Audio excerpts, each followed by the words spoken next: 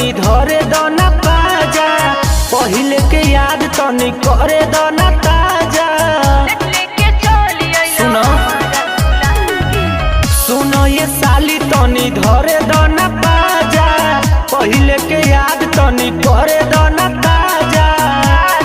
काहे खाती खिसी आइल बाड़ू, दूर दूर भागेलू तू अपना जीजा से।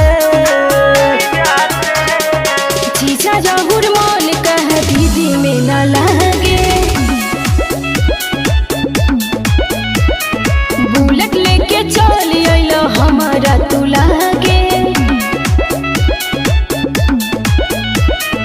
जीजा जहुर मन कह दीदी में न लगे, बुलेट लेके चल अइलो हमारा तू लागे। जीजा जहुर मन कह दीदी में न लगे, बुलेट लेके चल अइलो हमारा तू लागे। होई दे दो तू जवानी जन जियान करो, अपना पीछा तू घुमा के न परेशान